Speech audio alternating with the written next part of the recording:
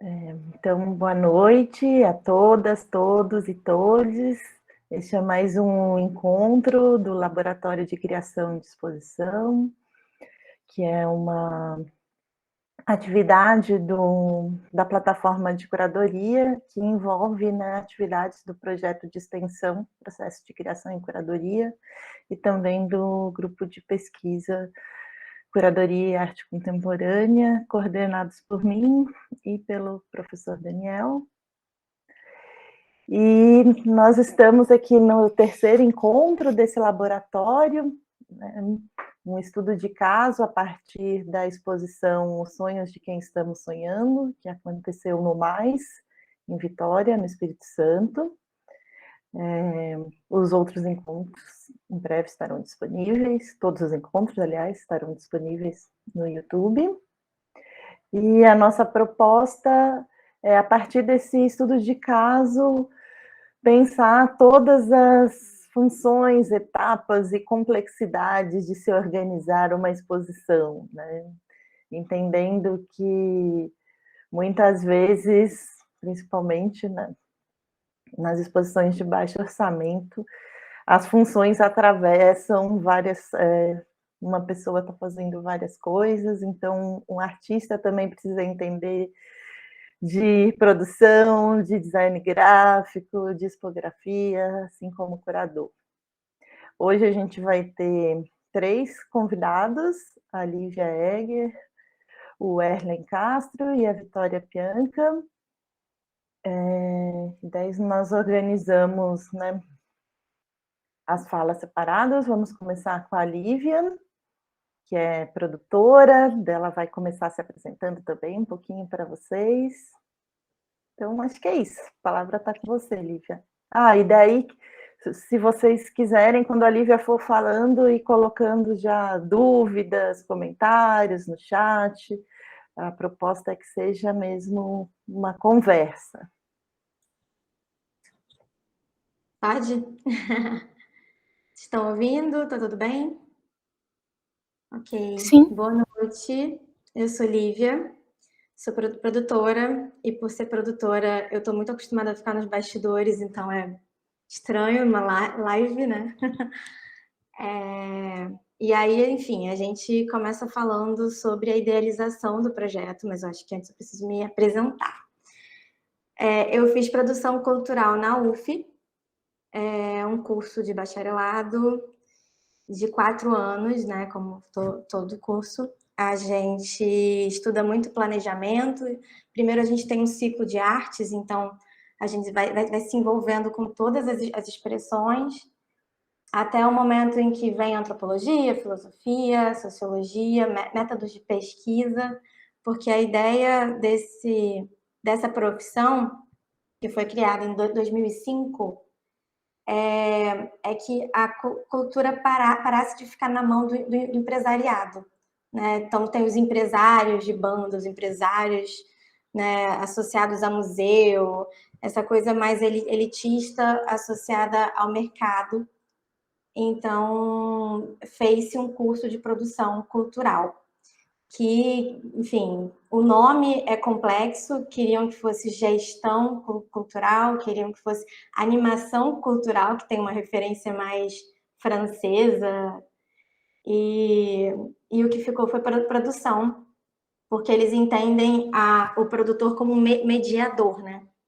Então a produção fica ali no meio, e essa a principal tarefa do produtor, é de mediar as etapas. Estão ouvindo? Tem alguém falando e tá travando, não sei se sou eu que tô... aberto, deixa eu ver se eu consigo fechar. É a Bianca. Tá. Eu acho que é a Bianca que tá com o microfone aberto. Bom, então, estava falando sobre essa história de mediação. Então, é sempre uma mediação entre o que a gente faz, né? É mediar ou uma ideia, uma expressão artística, um projeto, ou um artista, né? Então, como essa ideia chega e como ela se realiza, é mais ou menos aonde a gente está, e aí vai gradando, né? os diversos produtores, as diversas produções, enfim. Então, vamos lá. Acho que a gente pode começar falando sobre a idealização, que é justamente aquela fase em que você tem a ideia. Então, comigo, eu acho que eu vou começar um processo narrativo, porque fica melhor. Se eu ampliar muito, a gente vai para 2 horas. Então, eu acho que eu vou usar o projeto mesmo para narrar como que acontece. O que rolou entre Ifta e eu foi que ele queria muito fazer uma exposição, porque ele está fazendo 30 anos de carreira. E aí, esse é o objeto. Então, um artista que queria financiamento para sua exposição de 30 anos de carreira. A partir daí, a gente começou a entender qual é o melhor tipo, a melhor maneira, o melhor lugar, o melhor tipo de financiamento, porque veio com o mote da Secult aberta, né, o edital, mas geralmente quando alguém me chama para pensar e aquilo não funciona, a gente pode pensar em outras modalidades de financiamento. Então, tem diversos tipos, mas realmente em artes visuais o negócio afunila, né? Mas existe Funarte, existe as Rouanês, né? Que você joga para o mercado de alguma maneira, mas tem também. Tem alguns editais diretos de museu, CCBB, de São Paulo tem muitos, enfim. Mas nesse caso a gente quis defender com a Secult. Então, a gente estudou esse tipo, as obras, né, e como seria a narrativa dele, né, em relação a uma exposição solo, que é importante falar que defender uma exposição solo também é complexo, porque do ponto de vista do governo, né, às vezes quando você contempla mais artistas, é mais estratégico e o dinheiro é pouco, né? Então sempre é melhor fazer render. Então acaba sendo uma aposta ousada. E aí uma solo no mais, que é o principal espaço e que tinha um valor que mesmo que baixo é mais ok para o que a gente queria, que era uma exposição relativamente grande, né?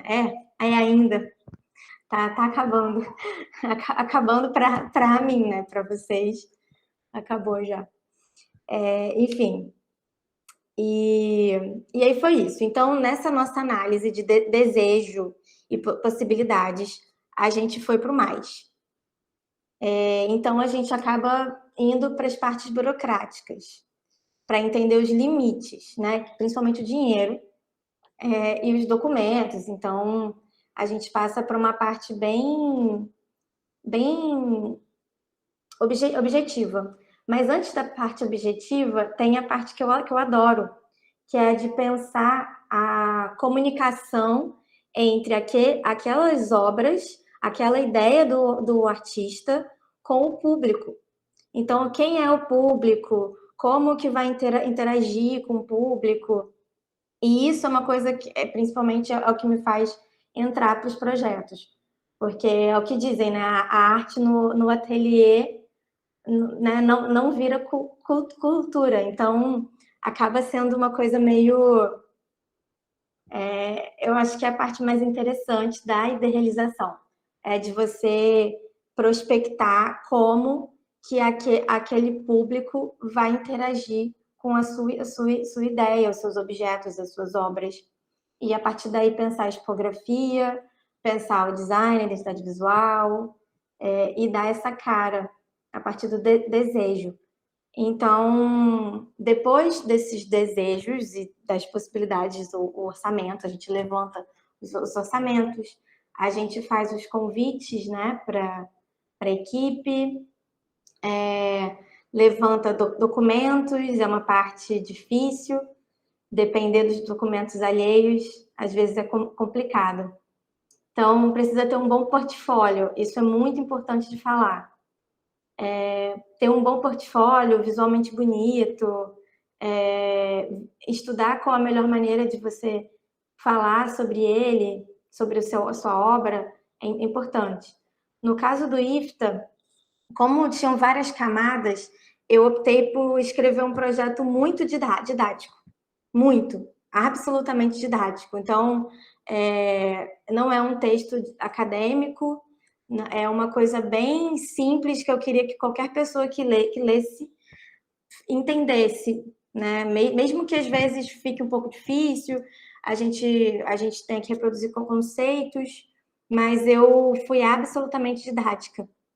Então, eu acho que isso ajudou muito a ganhar o projeto, esse financiamento, porque explicar minuciosamente para não deixar dúvidas faz com que a pessoa entenda o poder de realização, porque você pensou muito. Então, eu acho que esse é uma boa coisa, assim, para olhar na hora que você for escrever um projeto. É você se desnudar dos conceitos e da linguagem difícil e tentar explicar para uma criança de 10 anos o que é a sua exposição. Porque aí você consegue também aprender melhor sobre ela, você se desprende um pouco da forma e você vai narrando isso. E aí, enfim, a gente optou por essa etapa, né? Por essa maneira de falar sobre isso, que é explicando em etapas. Então, tinha a camada A, a camada B, a camada C, e a gente explicava como que elas conversavam. Como é um trabalho muito consistente de alguns anos, era fácil falar sobre isso. Não precisava criar muito, era só correlacionar e apresentar e correlacionar, né? E explicar como que a gente pensou essas interações. Então, deixa eu ver onde é que eu vou agora. Eu anotei aqui algumas coisas. Então, passado, eu estou indo e vindo, né? A gente vai para a burocracia e a gente tem que meio que correr contra o tempo às vezes, mas principalmente se preparar para imprevistos de inscrição. Eu coloco sempre na minha agenda, quando eu estou inscrevendo o projeto, que o projeto acaba 2 dias antes. Então, eu organizo todo o meu cronograma com todas as pessoas, que ele acaba 2 dias antes. Isso quer dizer que eu preciso... E por mais que tenha pessoas que saibam que é 2 dias depois, eu entro num gás que assim, de que não tem outro dia, porque esses 2 dias antes, há um tempo atrás, era uma doideira. A gente precisava gravar CDs, né? Para entregar na Secult, imprimir, imprimir os papéis, colocar no envelope. O envelope tinha que estar de um jeito super correto. Então, eu fiquei acostumada a passar muito tempo naquele momento entre um projeto inscrito e completo até o projeto enviado. Hoje em dia, a gente tem uma plataforma que dá pau, às vezes, mas está muito melhor. Então, sempre eu acho que a relação com o cronograma tem que estar super alinhada. E outra dica importante é colocar a burocracia, a parte burocrática em que você depende do outro, primeiro. Então, por mais que os textos, a tipografia, o projeto tipográfico, educativo não esteja completo, não esteja no 10, é bom correr atrás dos portfólios, currículos e cartas de anuência antes, porque é uma coisa que depende do outro e às vezes a gente recebe itens que não estão ok. Então é bom trabalhar isso, ter um tempo para isso. Lívia, explica para o pessoal o que é carta de anuência, que eu não sei se todo mundo sabe. Tá. Cada pessoa que entra para um projeto inscrito, ela precisa... Então, por exemplo, eu não posso dizer que a Vicky está no projeto e falar e declarar que ela é uma pessoa da minha equipe sem que ela esteja ciente. Então, ela precisa assinar uma carta que diz: eu, Victória, estou ciente do projeto sob a proponência, parará, parará, parará. O que é a proponência? Tem uma coisa importante, gente, a proponência. A proponência é no nome de quem está esse projeto, ou seja, na conta de quem vai entrar esse projeto. Isso é bem importante também. Geralmente são os artistas, os próprios proponentes. Nesse caso, eu fui a proponente, a produtora proponente, CNPJ, no caso, para o IFTA. Então, você pode tanto inscrever um projeto no seu CPF, quanto no seu CNPJ MEI, porque, por exemplo, no Mais tem um limite ok para isso, ou no seu CNPJ empresa, né, normal, microempresa, enfim. Aí vão para outros limites. Não está tendo hoje vantagem de inscrever um projeto no seu CPF. Os impostos são absurdos, é uma porcentagem grande, que vai para 20%, mais ou menos. Então, não vale a pena, tira muito dinheiro, que já é pouco. Então, pensar a proponência é importante, porque esse currículo precisa estar alinhado. Não pode ser uma empresa de engenharia, não pode ser uma empresa sem portfólio também. Então, tem que defender essa vida dessa empresa ou dessa pessoa. Essa pessoa que vai receber o dinheiro precisa comprovar que ela vai saber o que fazer com esse dinheiro. Então, é importante, antes de escrever um projeto, abrir um MEI. Eu sou a militante do MEI. Artistas, abram um MEI. É um apelo. Façam o seu MEI, porque, olha, é muito importante. E está ficando cada vez mais. Apesar dos impostos terem aumentado, das garantias trabalhistas estarem diminuindo, mas é importante. Então, a gente agora pode ir para a realização? Será que a gente parte para alguma dúvida que tenha acontecido agora nesse momento de escrita? Eu posso ter esquecido de alguma coisa? Ainda não apareceu nenhuma dúvida aqui no chat, mas acho que deu... o Rosindo levantou a mão. Pode falar, Rosindo.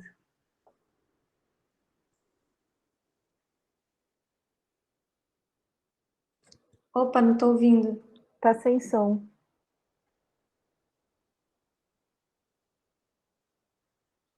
Ué. Imbecil, né? Agora sim. Lívia, eu mandei um projeto para uma retrospectiva do meu trabalho e acabei não passando. E fiz até com o Júlio Martins, ele seria o curador de Belo Horizonte. Ele fez comigo, nós fizemos, tal, foi aquela coisa que você colocou muito bem, tudo em cima da hora, né? Então muitas coisas talvez tenha pendendo, como você colocou muito bem para fora. E você, como você colocou, e parece, tirando uma dúvida, você faz essas consultorias, você pode mandar um projeto nesse sentido, correto? Fácil. Não consultoria, mas você entraria também com esse processo, correto? No geral, atualmente está um pouco difícil, mas no geral eu trabalhei muitos anos assim escrevendo projetos, sendo freelancer de escrita. Ainda faço, mas agora mais restrita um pouco. Mas sim, eu escrevo projetos, no geral. Não, porque é bom saber que depois eu queria o contato seu para ver. Porque se eu vou falar muito, prolongar, é porque a questão da retrospectiva, que desde 94 produz, então tem muitos trabalhos que destruíram. Então, a proposta era restaurar esses trabalhos destruídos desde 90 e tal, e fazer essa retrospectiva, entendeu? Por isso, com catálogo e tal, final. Então, isso me interessa muito, muito mesmo. Eu sei que eu não fiquei muito tempo, não, mas, assim, seria interessante, porque está, assim, desfalcado. É interessante fazer um conjunto completo com a exposição, catálogo e tal. Eu acredito que isso é possível. Ok, sim, então. Sim. Vamos conversar Ótimo, depois se fala. sobre isso. Obrigado, Lívia. Eu acho que só fazendo aí puxando um gancho, né?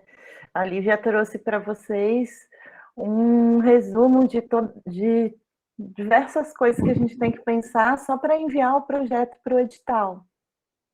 E daí uma sugestão que a Lívia já falou, mas acho que é importante repetir, né? Normalmente os editais são lançados com, sei lá, com um prazo de 2 meses para desenvolver, e a gente já sabe mais ou menos quando os principais editais são lançados ao longo do ano. Então, uma outra sugestão que eu sempre dou é: não vamos esperar o edital abrir, né? Já vai pensando o que você quer fazer, montando equipe, pensando o que você quer fazer em relação ao orçamento, porque tudo isso tem que estar muito bem justificado ali, né? E uma coisa importante, que eu sempre falo também, Lívia, antes de tudo, leiam o edital umas 5 vezes, grifem tudo que vocês precisam fazer, e vai ir destrinchando ali no edital a lista de tarefas, o que é você que faz, o que você pede para outras pessoas, né? Porque muitas vezes quem está começando é tanta coisa que às vezes a gente fica meio perdido, mas se a gente vai fazendo com o tempo, a gente vai pegando o jeito e no final dá certo. Isso é importante, né? O que a gente faz antes do edital, que como eu comecei narrando, né, a partir de uma ideia já pronta do IFTA e tudo mais, o que a gente faz antes é muito importante. E no caso de editais de artes visuais mais próximos que a gente tem, que é Secult e Funarte, por exemplo, que também é outro que, não sei agora provavelmente não, mas antes abria muito, tinha muitas camadas, artista estreante, publicações, enfim. Esses editais são editais que são sempre iguais. Então, assim, a Secult muda o valor final, uma coisinha ou outra, mas o escopo ali que ele pede, o documento do que você tem que preencher, é aquilo ali sempre. Então, é importante saber o que te pedem, para ver como é que você responde, né? E você ter isso pronto, para que a sua ideia, você não desenvolva a sua ideia em 45 dias, 2 meses no máximo, porque não dá, não fica muito bom. É bom você já ter aquilo na sua cabeça para que esses 45 dias sirvam para que você melhore a sua ideia, para que você pense nas interseções dela, em como é que ela pode crescer, em que produtos ela pode virar, nessas interações com o público, as possíveis ações a partir da ideia, né, da obra, por exemplo, da exposição, por exemplo, porque isso é muito importante. As ações de democratização, enfim, existem as contrapartidas também, que eu acho importantes. É isso, é legal escrever antes, é legal estudar antes, para que no ano que vem a coisa aconteça de um jeito mais fluido, né? E entender aonde que se encaixa também as coisas. Tem uma pergunta aqui, né? Ah, tá. Eu já fui adiantando para responder, para a gente já passar para a parte, depois que ganha o edital, o que a gente faz?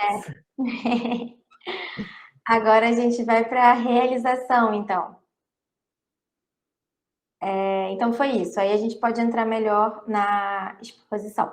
Então, a partir do projeto aprovado, a gente tinha uma equipe base, que era a Nanda, a Adriana, eu, IFTA.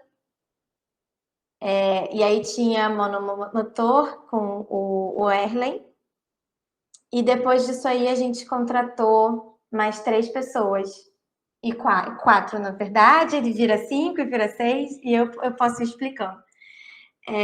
Então, a gente estava trabalhando comigo como produtora e proponente, produtora executiva, no caso, que é a pessoa que recebe o dinheiro e que trata mais diretamente de contratações, é a produtora de escritório, basicamente. E aí a gente contratou a Flora para fazer a expografia, para pensar essas exposições. Mas antes tinha a curadoria da Ananda, o projeto educativo da Adriana e o IFTA, que além de artista maravilhoso, é montador. É incrível. Ele monta e desmonta exposições, é uma pessoa ótima. E aí fomos pensando sobre quem contratar para essa expografia, como que seria isso a partir desse pensamento. que a gente estava desenvolvendo em relação às obras. Como demorou, veio a pandemia, né? A gente aprovou em 2019. Era um edital de 2020 para ser feito em 2020, realizado, né, o projeto. A gente passou esse ano meio confuso, sem saber, porque a exposição tinha uma coisa muito importante, que é a interação, né? Então, existem as performances e as obras completamente interativas. Não tinha como a gente começar a pensar em uma exposição virtual. A gente não fazia a menor ideia de como começar isso, e nunca foi um desejo. Então, a gente passou por uns bons meses de angústia, né? Tentando entender sobre como é que seria isso, se teria como, mas aí, como os museus, né, os espaços ficaram fechados por muito tempo, sem todo mundo patinando, né, meio que sem entender se era virtual, se não era, a coisa acabou atrasando de um jeito que a gente ficou para realizar em um momento, a gente fomos a segunda exposição, né, da abertura, da reabertura restrita pós-pandemia. Então, acabou que ficou tudo bem no meio do caminho. Mas, enfim, nesse processo a gente se reuniu, primeiro com uma equipe menor, depois essa equipe foi crescendo e a gente se reunia de 15 em 15 dias, toda a equipe. Esse foi um método que eu queria muito colocar em prática, porque a produção, no final das contas, vira um grande para-raio. Então, todo mundo pensa e fala com o produtor. E aí o produtor tem que orquestrar isso com todo mundo. E aí, como a coisa foi acontecendo com um gap de tempo alto, porque, além de tudo, a gente teve muitos imprevistos com obras que estavam sendo consideradas obras prontas, obras ok, e aí teve cupim na obra, e a gente teve que refazer a obra e replanejar a obra. Então, a Expografia da Flora idealizou muitas obras, ajudou o IFTA a colocar aquilo em prática, e isso ocupa um tempo de planejamento também. Mas antes mesmo desses imprevistos todos ocorrerem, eu ficava pensando que seria muito interessante que todo mundo soubesse o que todo mundo está pensando o tempo inteiro. É um processo desgastante, mas no final eu entendo que a equipe precisa de menos mediação, né? Tem uns momentos e outros necessários e tudo bem, mas a equipe já está mais engajada. Então, eu achei que poderia funcionar e funcionou. E aí, a gente entra nessa etapa, primeiro de contratações, né? Formular essas contratações, depois de como conduzir esses encontros, essas reuniões que foram feitas por Meet, de 15 em 15 dias, tinham momentos que eram paralelos entre a equipe, né, seus núcleos, que não a equipe inteira, e aí de 15 em 15 dias a gente colocava isso em prática, ou falava sobre o que foi pensado, enfim, a gente tinha um cronograminha ali para cumprir. E aí, então, entrou a Flora e a Luísa como assistente de produção e expografia, a Flora como expografia, como... Flora, o que você faz? Como é que é mesmo? Então, é isso aí. Como é que é o nome? Expografia, arquitetura de exposição. Mas a arquitetura de exposição é bonita. É melhor, porque tem gente que fala expógrafo, mas eu falo eu acho expografia. Feio expógrafo. É feio expógrafo, né? Mas exposição, melhor. É isso. E aí veio a Vicky, mais com o catálogo na edição, mas que também está com o Erlen nessa identidade visual e no planejamento visual inteiro do projeto, e foi também para a expografia, enfim, a gente foi fazendo de uma maneira bem fluida e tal. E tem também a Yasmin, que entra depois, para fazer a comunicação e as peças de comunicação, né? Porque a gente foi para a rede, que estava o Instagram, né? Hoje em dia, se não está no Instagram, não existe. Então, a gente está também desenvolvendo um site que vai fechar, é um site, um catálogo, que vai fechar essa exposição. Nossa, a realização de uma exposição é uma coisa tão assim, maluca, que eu fico um pouco confusa na hora de falar narrativamente, mas vamos lá. Até que todas as ideias são aprovadas, né, de objetos, de obras, objetos associados àquelas obras, como das fichas técnicas, dos adesivos, de cada detalhe, como que vai ser fixado, quem que vai fazer, qual parede que vai pintar, enfim, essas coisas mais estruturais e a identidade visual, até que todos esses detalhes sejam aprovados, a gente demora um tempo de planejamento. No nosso caso, a gente demorou uns bons 6, 8 meses, eu acho. Eu acho que por aí. Até o dia que o museu abre a porta e a gente coloca as coisas ali. Ali a gente tem que estar com tudo pronto ou quase pronto. Então, a gente teve uns 15 dias, mais ou menos, para montar. Acho que um pouquinho mais, acho que foi 18, uma coisa assim. E nisso, o processo foi de montagem e visitas, né, Ananda? A Ananda foi lá e acompanhou alguns processos. É importante que a equipe veja aquilo sendo feito. É um processo que às vezes atropela, porque tem muitos imprevistos, muitos. A gente tinha uma obra inédita que atravessava as paredes. E essa obra, né, como qualquer coisa inédita, ela foi o ponto mais desafiador. Não, aqui está falando de desafio dentro. Agora, daqui a pouco eu respondo, mas era uma obra bem desafiadora que deu uma ansiedade, assim, na equipe. Mas ela ficou ótima. Foi incrível. Então, a gente também tem, né, problemas com o fornecedor, possíveis erros de impressão do material que vai ser entregue. Então, isso tem que estar super associado à Secult, para que ela aprove cada peça que você está imprimindo. Aí, esse edital, ele tem as coisas escritas, né? Então, ele é como se fosse um manual do que você pode e não pode fazer, mas mesmo assim, você precisa ter uma ótima relação com a diretora do MAS, no caso, a Ana Luísa maravilhosa, que aprova as coisas e fica ali supervisionando tudo. Então, é bom manter uma boa comunicação com eles.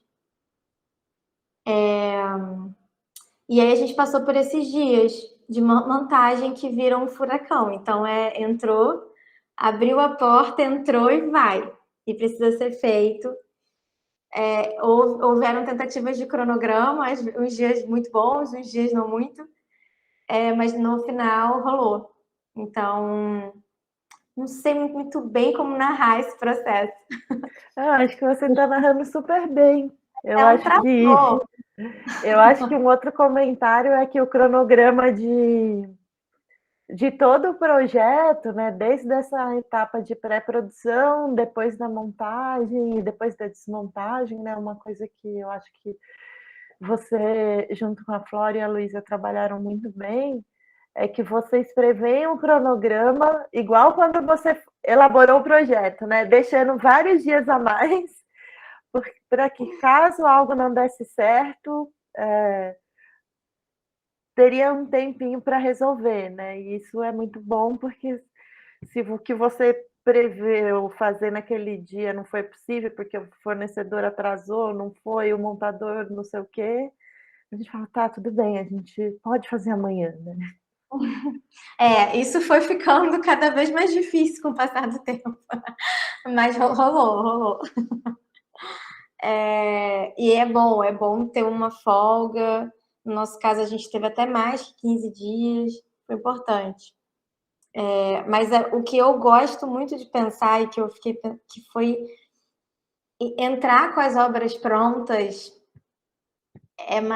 eu acho que é mais ok, sabe? Quando você entra com tudo pronto e só encaixa. Isso eu acho que faz com que a exposição, e é uma coisa que eu acompanho mais, no geral, as exposições que eu produzo, as obras estão todas idealizadinhas, além de idealizadas, prontíssimas. A gente teve alguns atrasos com o fornecedor. E isso fez a gente ficar muito ansioso. Mas tudo bem também, funciona. Tem uma pergunta aqui: qual foi o maior desafio dentro desse momento pandêmico na hora de criar o projeto e a montagem da exposição? Pois eram as obras interativas. A gente tinha, além de obras muito interativas, colares, né? A gente tinha dinâmicas mais interativas também. Então, os limites do museu, né, de 5 pessoas por vez, de uma coisa super restrita, faz, por exemplo, com que a gente não consiga manusear, né, os objetos, que é uma característica importante da obra do IFTA, né, de você colocar a mão, trocar aquilo de lugar, levar embora, fazer um novo objeto. Então, isso ficou muito restrito, a gente teve que abrir uma agenda de interações com restrições, a gente abriu os momentos interativos do educativo com inscrição e limite de 10 pessoas. Então, os colares não podiam ser manuseados sempre, como era a proposta inicial. E aí foi isso. Algumas coisas a gente teve que mostrar só por vídeo, né? Qual era a interação por vídeo como portal, que antes, lá em 2019, era uma ideia de refazer essa performance, que é uma performance, não sei se vocês acompanharam, em que o IFTA carrega, né, um portal até uma praia, mas a ideia era fazer uma releitura dela em grupo, e aí não deu. E várias outras interações com a rua, que não foram possíveis. Esse foi o maior desafio. E aí pensar isso na rede, também na rede social, e entender como que isso ia se transportar para a internet. Também foi um desafiozinho. Agora eu não sei, Ananda, para onde vou. E aí, quando abre a exposição...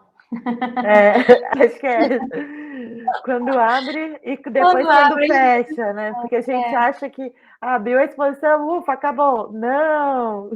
Não.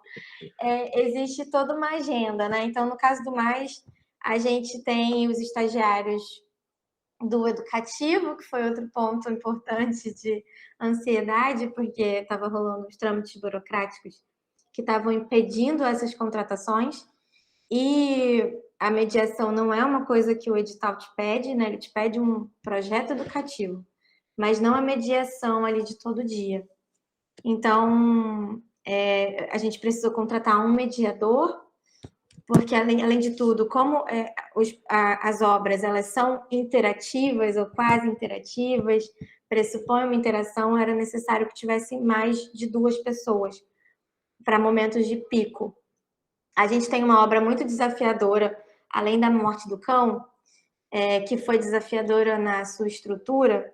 A gente tem uma obra chamada Sobre os Olhos, que no nosso planejamento foi uma obra muito bem pensada pela Flora, né, na tipografia, mas que quando a gente passa esse planejamento para o Mais, para a direção do Mais e para a Secult, ela começa a virar um problema por causa de questões morais, éticas, mas principalmente por causa do corpo nu, porque é uma obra que sugere que você fique nu e em cima de um tabladinho, numa sala escura, interagindo com 3 telas, que são obras em vídeo.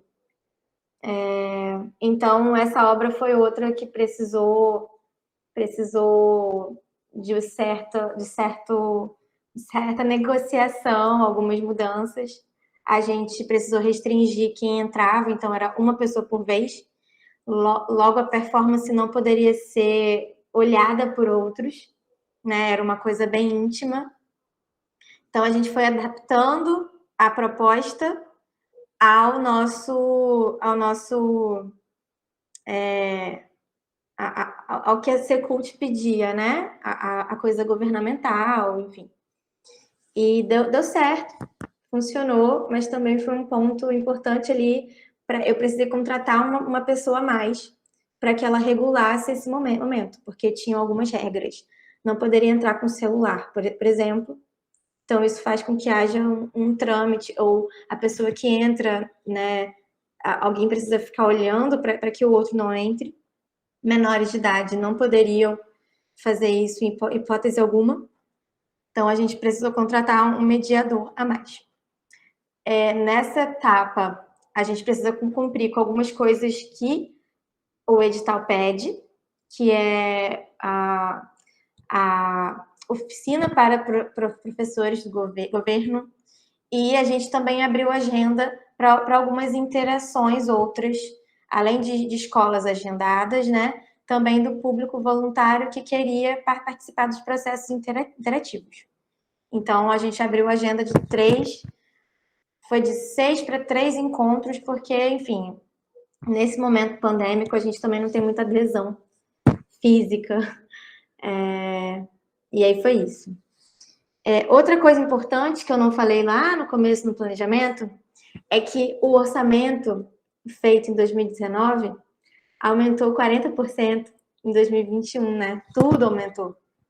Então, o que dava para financiar em 2019, em 2021 não dá mais. 40% do projeto ficou assim, não encaixou.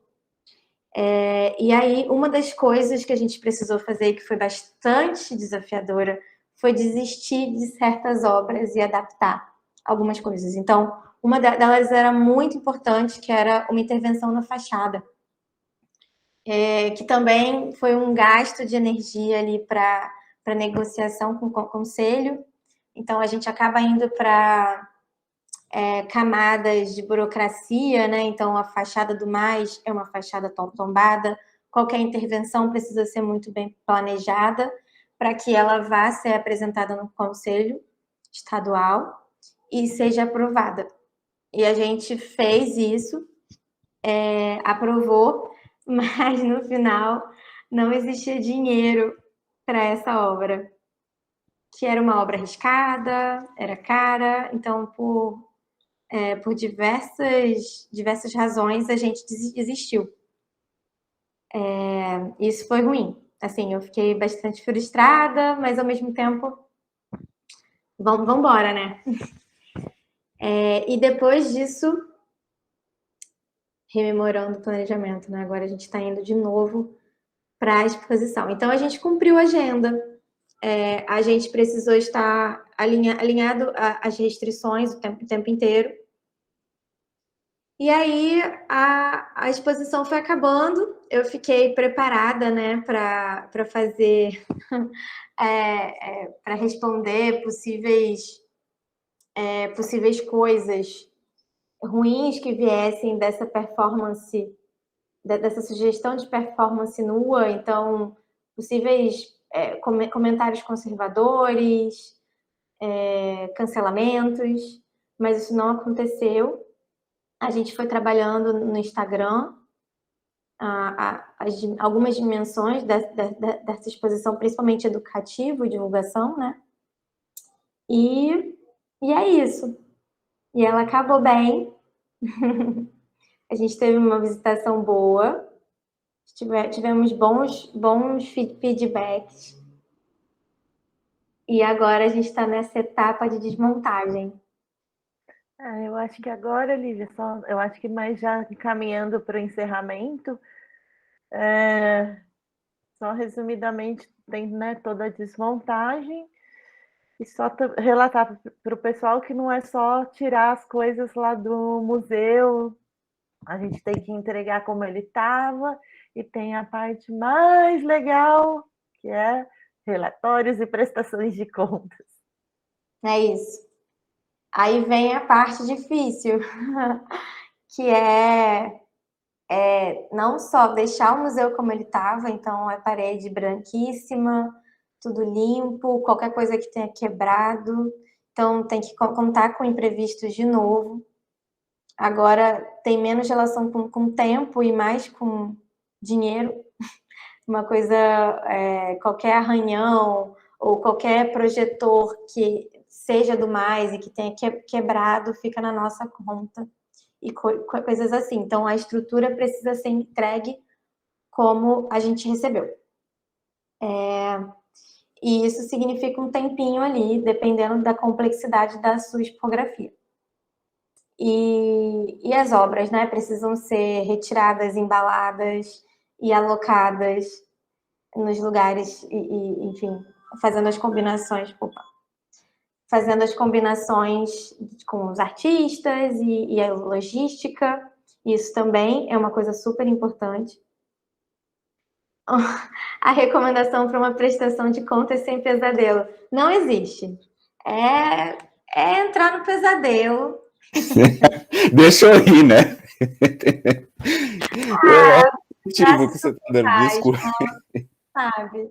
Não, gente, brincadeira, mas assim, em um contexto de pouco dinheiro, é muito complicado, sabe? Eu tô aqui rebolando para fazer a coisa funcionar. Mas eu acho que é ajustar, assim. É você estar sempre com a planilha aberta online. Se você está falando de prestação de contas, dinheiro, né? Que é qualquer coisinha que entrou, coloca na planilha, para você não ter, porque de 5 em 5 reais aquilo vira 5 mil, entendeu? Então, preguinho comprou, as notas estarem sempre escaneadas, você não pode perder a nota. Contratar pessoas que tenham nota e ter um plano, e saber disso antes, na hora ali da contratação, quem é que vai te dar a nota e quem é que não vai te dar. Porque tem gente que não tem, né? Então, para você entender o que fazer com isso, qual é o tipo de recibo que você precisa, e principalmente ter um contador. Ter um contador ali, pagar um contador, para primeiro ele te fazer umas consultorias esporádicas e receber as notas, para ele ir organizando, e depois para ele fazer o seu imposto de renda. Então, é ter sempre essa planilha no Drive, abrindo no celular, assim, que eu tenho que estar nos preferidos. Então, a impressão da nota fiscal apaga, tem que fotografar, escanear. Eu tenho um aplicativo de scanner no celular, e ele transforma aquilo em PDF, coloca no contraste.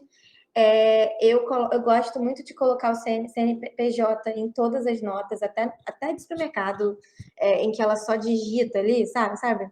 Tem lá a comprovação. Então, é isso, é tentar se resguardar dessa maneira, mas depois vai ser um pesadelo. Não tem jeito. E aí tem a questão das entregas, né? Porque é uma prestação de contas de dinheiro, que tem a ver com a Secult, mas a Secult é um pouco mais tranquila, então ela tem ali uns itens para ver que são mais específicos, como como é que foi o seu material de divulgação, se você comprou a quantidade que eles pedem no edital, se você adquiriu algum equipamento, e aí tem um procedimento específico para aquisição de equipamentos. Então, você tem que apresentar a nota, e por aí vai. Agora, em relação aos produtos, tem também, né? Tem toda um como você vai apresentar esses produtos. Então, se você promete um catálogo, um vídeo e uma exposição, né? Que é o que aconteceu, você tem que entregar isso no final, com pouquíssimas variações. Você não pode mudar. Se você promete um catálogo físico, né? Um livro, você não pode chegar agora, depois que desmontou, e falar, eu fiz um virtual. Fiz só um virtual. Então, isso agora não dá mais. Você pode ter esse plano lá no começo. Qualquer coisa que você mude no projeto, no planejamento, você tem que falar com a Secult como se ela tivesse do seu lado. Então, mudei isso daqui. Eu, às vezes, sou até um pouco exagerada. Eu explico coisas e mando isso eles têm um formuláriozinho, né? De mudanças, assim, que você precisa preencher. Eu falo de coisas que eles nem precisam. Então, é só você não mudar o objeto, os principais produtos, aquilo que impacte financeiramente e conceitualmente no que já foi aprovado. Senão, eles vão te pedir esse dinheiro de volta. E aí é isso. Agora, no final, né? Então, é você tentar se manter fiel a esse planejamento e olhar para a sua planilha que você foi atualizando todos os dias. E tentar, claro, sempre ter um dinheiro para imprevistos. Uma porcentagem para imprevistos. Que eu gostava muito quando eu podia colocar 15%. Hoje em dia 10% está muito, tá demais 10%. E aí, porque vai ter e não vai sobrar. É impressionante. É impressionante como não sobra. E aí tem várias modalidades também, né? Tem várias maneiras. Você até pode entregar um pouco desse dinheiro se você não gastar no final, se você economizou muito, mas isso nunca acontece. E é isso. Não sei mais por onde ir. Acho que a gente está com o tempo esgotado. Não sei se tem mais perguntas. Eu acho que foi ótimo, Lívia. Você conseguiu assim fazer um super hiper resumo de tantas coisas, tantas demandas que envolve a atividade de produção. Assim, te escutando, deu vontade de criar um curso de produtor, né? Eu comecei a fazer. Isso. Eu fiz a apresentação, eu comecei assim, a esboçar uma apresentação, mas a coisa foi indo de um jeito que estava ampla demais. Aí eu achei melhor esse processo narrativo. Não, foi incrível. Muito bom. Obrigada. Depois, todo mundo manda e-mail para a Lívia falando: queremos um curso com você. Super te agradeço, foi muito incrível. E depois a gente vai ter o vídeo também para mais pessoas assistirem. E então eu vou passar a palavra para o Erlen e para a Vitória, e daí eles também se apresentam. E muito obrigada, Lívia. Obrigada, gente. Um beijo. Valeu. Eu, Erlen e Vitória.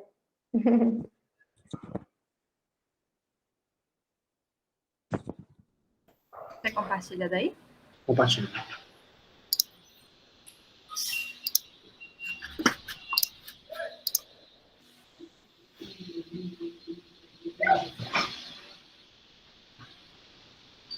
Tá rolando, gente? Vocês dão um ok aí? Se tá... Sim.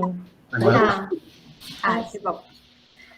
Valeu, então a gente vai começar. A gente fez um pedido aí para a Ananda da gente apresentar junto, porque a gente trabalha muito junto, realmente muito interferindo no processo do outro. A gente achou que seria mais proveitoso também apresentar o catálogo para vocês dessa forma, né?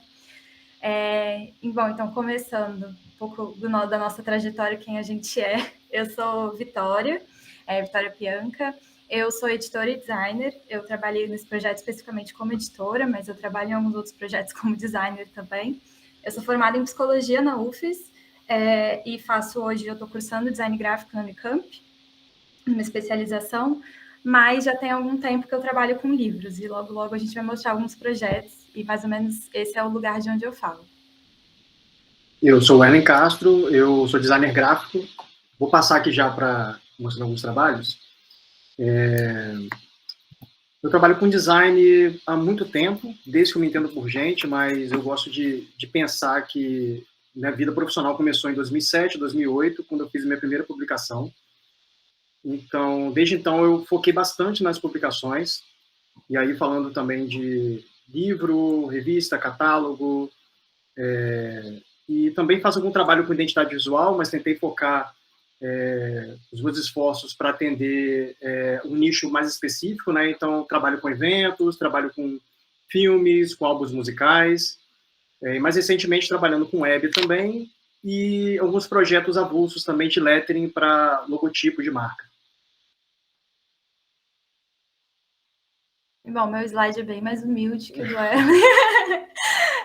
Eu trouxe um pouco, assim, é o meu primeiro projeto e o meu mais recente projeto em publicação, sem contar aí o livro do Iftar, que vai sair em breve. Mas eu comecei nesse mundo dos livros com um livro infantil ilustrado, que também foi contemplado nos editais da Secult, que é esse que vocês estão vendo com fundo em amarelo, é o livro da Zezinha, Uma Viagem de Tartaruga. Foi escrito por uma amiga muito querida e eu pude fazer as ilustrações e o projeto gráfico desse livro. E foi nessa época que eu me encantei por esse mundo do design editorial. E esse projeto do meio, da Alma Encantadora das Ruas, foi um projeto que eu pude fazer esse ano no contexto da minha pós-graduação em design, junto com um grupo. A gente fez um livro muito legal desse texto que imagino que algumas pessoas conheçam, do João do Rio. E um projeto mais recente que eu tive envolvida em publicação foi na parte de design, que foi o catálogo da exposição Tirante, que aconteceu em janeiro, no Mais. E eu trabalhei como designer nessa exposição, fazendo identidade visual e também essa publicação, que é essa que vocês veem mais à direita.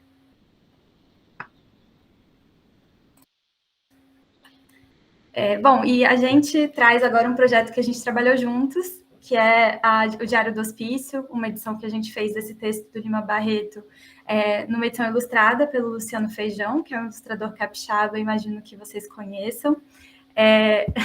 Obrigada, Flor. E a gente criou esse coletivo editorial que a gente chama de Borda, nós dois, junto com o nosso amigo Felipe Gomes, que era sócio do Erlen lá no estúdio de design, e foi um momento que a gente pôde trabalhar muito juntos, e a gente gostou muito desse trabalho. O Erlen fez o design junto com o Felipe, e eu trabalhei na edição do livro, que também tem o prefácio da Júlia Carvalho, que é uma psicóloga e mestre em psicologia. E a gente deixa o arroba do Borda, depois vocês seguem, tá? Tem no final da apresentação também, eu vou colocar aqui no chat, caso alguém não conheça, para vocês conhecerem um pouquinho mais da publicação. Bom, seguindo um pouco sobre a exposição, né? Eu vou passar um pouco mais rápido assim, sobre a ideia da identidade visual, porque eu acho que o nosso foco hoje é bem mais o catálogo.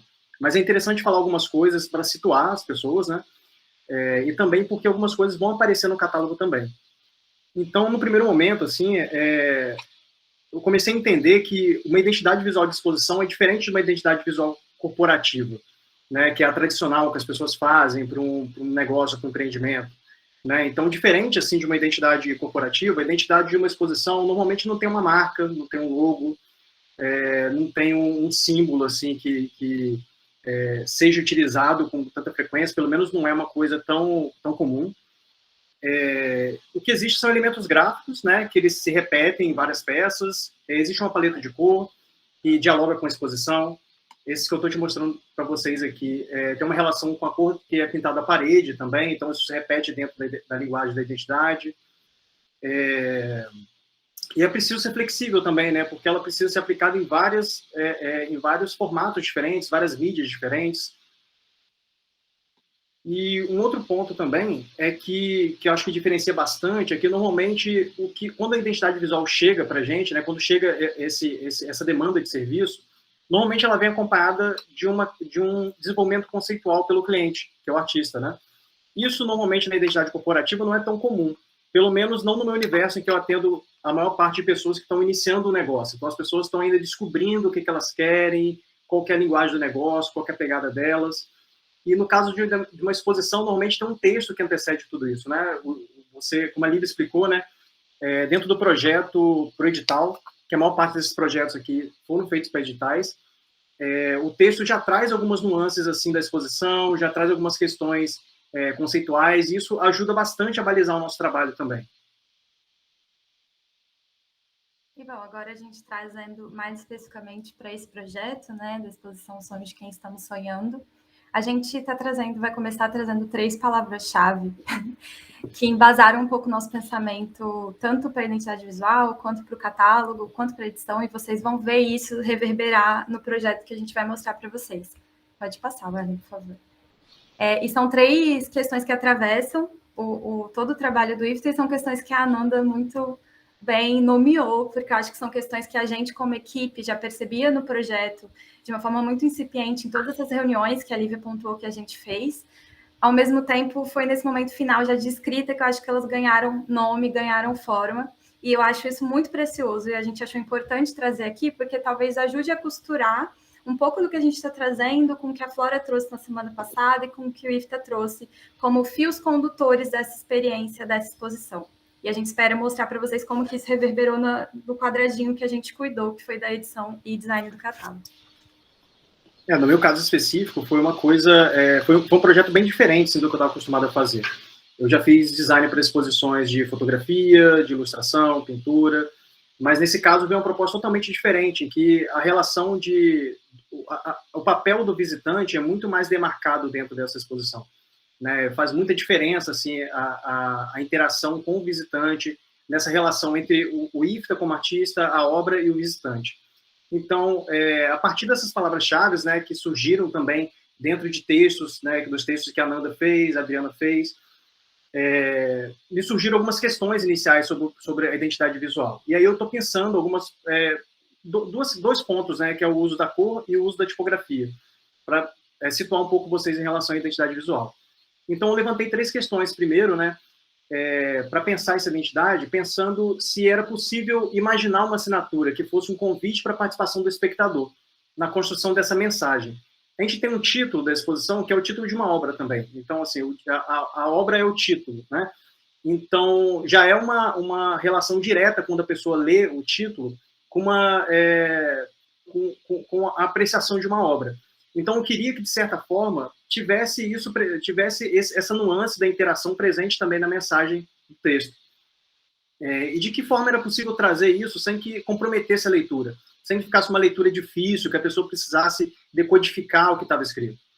E, por fim, também, um ponto que eu sempre achei muito relevante foi a ideia do uso do stencil, que estava presente na obra título da exposição, mas também se faz presente de outras maneiras em outras obras do IFTA também, na relação de forma e contraforma, espaços vazios. Então, a ideia de trabalhar com stencil também teve presente nesse momento inicial. E, a partir disso, eu trouxe algumas tipografias de stencil, apresentei para a equipe, conversei junto com eles sobre isso, porque, às vezes, a gente tem uma ideia muito inicial sobre a tipografia stencil, muito mais baseada naquela tipografia naquelas cartelinhas que a gente compra na papelaria para poder fazer cartaz, escola e tal, que é essa primeira aqui de cima. Mas a ideia da tipografia stencil, ela é ampla, né? Então ela funciona tanto para essa mais tradicional como para outras ideias, né? Pensando nesse espaço vazio, na conexão entre as letras. E além dessa questão da conexão, eu queria que tivesse presente também um outro aspecto de relação, de conexão entre esses elementos. Então, eu pensei, assim, dentro da minha pesquisa, uma tipografia que ela funcionava com muitas ligaturas. Ligaturas são como quando 2 caracteres, eles são desenhados como um só. Isso acontece, de uma certa forma, em letras que a gente está acostumado, e a gente nem vê isso direito quando a gente está analisando um texto. Por exemplo, o F e o I, né? O F minúsculo e o I minúsculo. Aquela curvinha de cima do F, normalmente ela se choca com o pingo do I. Então, é preciso fazer um caractere novo, né, que é a junção desses dois, para não ter esse choque desses elementos. E aí, nesse caso, ela ganha um outro apelo, muito mais gráfico, né, em que já existe esses pares de caracteres. E dentro desse contexto, a gente começou a entender em que momento que isso aparecia, a gente fez uma lâmina com os títulos das obras, para ver a recorrência disso e tal, e sempre pensando na ideia de múltiplos, né, da repetição. E nesse momento surgiu o amarelo também, muito através da influência do IFTA e da Flora, né, pensando alguns itens de mobiliário com o ambiente também. Então, como eu falei inicialmente, normalmente a cor da exposição ela dialoga com o espaço também. Então, é um elemento que às vezes é presente na parede, às vezes é presente no mobiliário, ou até mesmo em alguma obra.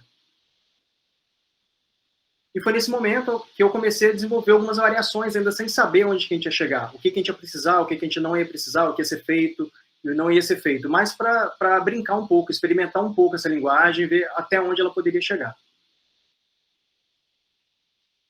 E bom, a gente vai passar agora para esse momento mais específico, a gente falou bastante de identidade visual, entrando agora no catálogo.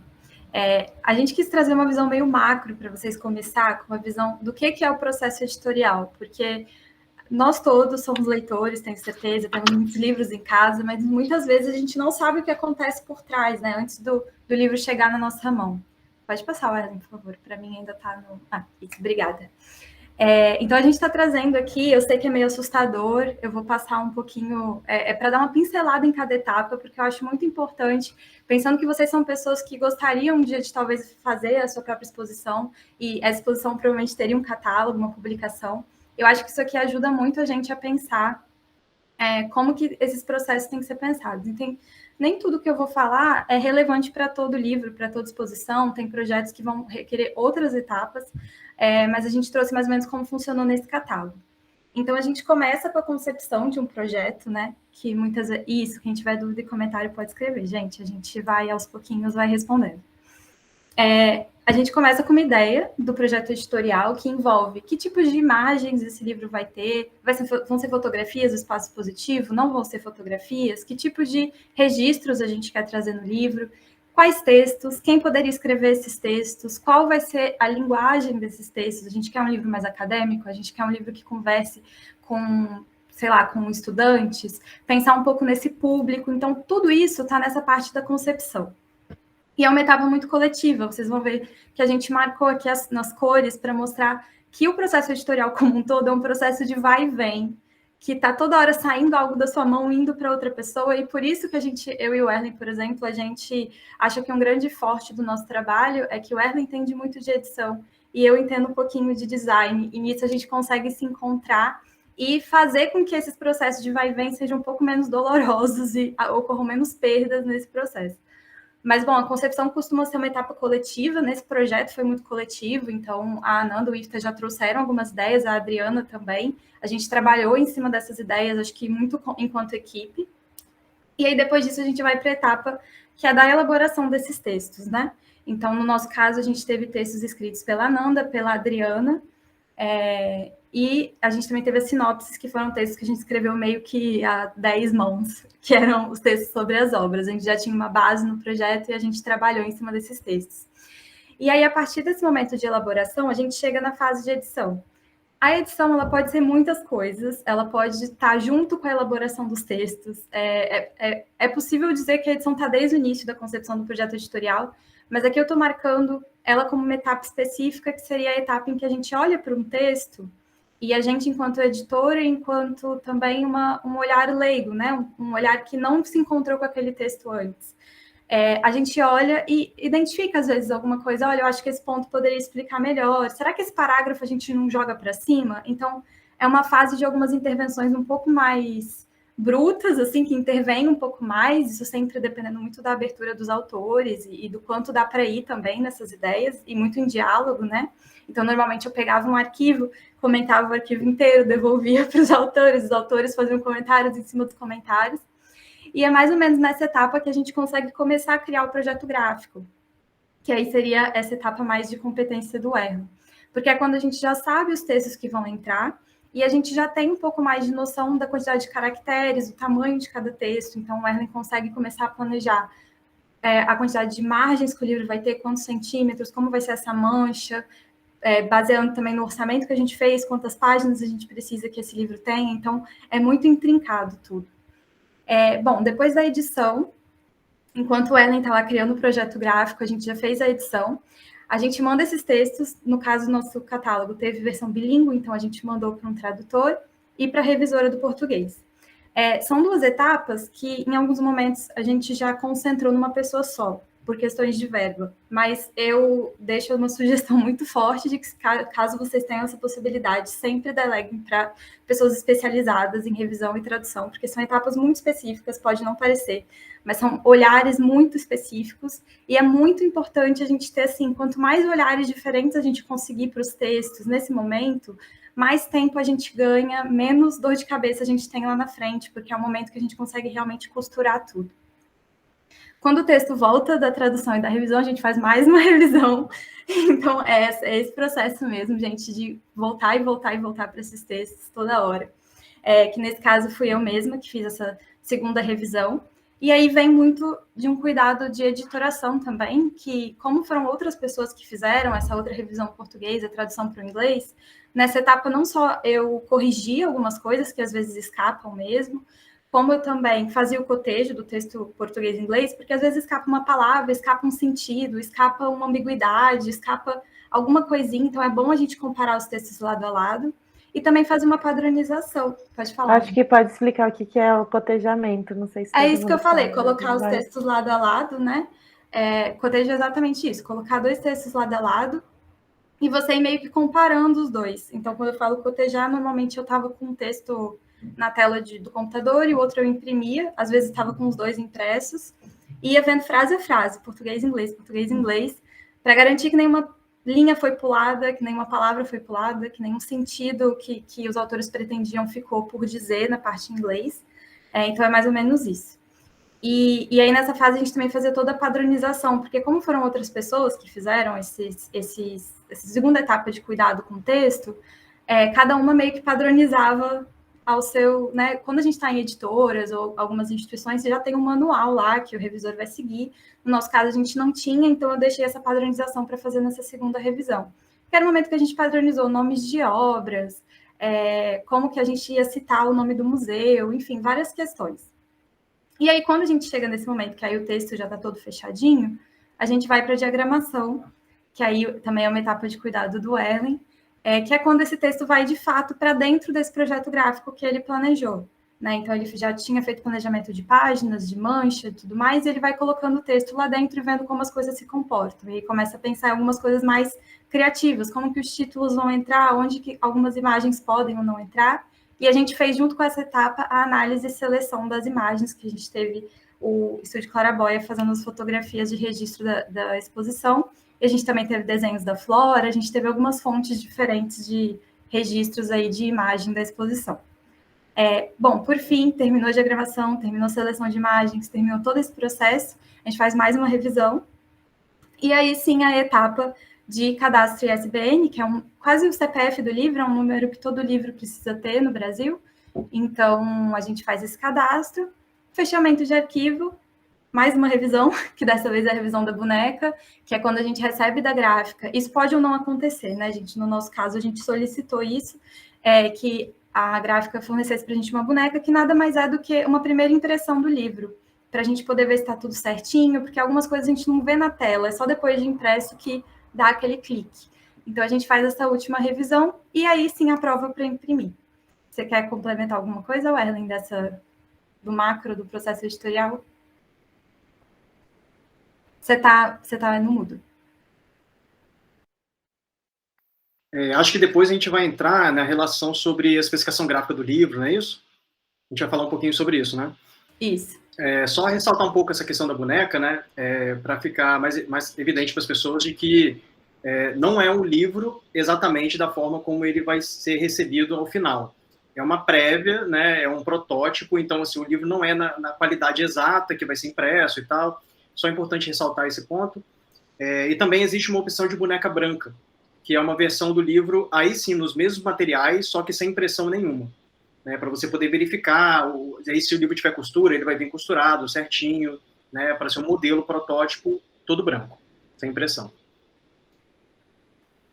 E é isso, gente. Eu sei que foi muita coisa num espaço muito curto de tempo, mas era um pouco para dar essa vertigem de, meu Deus, é muita coisa, mas calma, agora a gente vai passar para a parte que é menos vertiginosa da coisa, mas é importante vocês terem essa visão, porque às vezes a gente olha um livro e a gente, nossa, é só colocar um texto numa página e mandar imprimir, mas não é assim. Só para o texto existir, é isso que eu estou tentando passar, assim, já são várias etapas de revisão, e isso porque eu estou falando só da nossa parte, mas tenho certeza que para os autores, né, Ananda, também foram várias versões antes do texto chegar para a gente, então a gente achou importante dar essa assustada geral, assim, do que é essa etapa.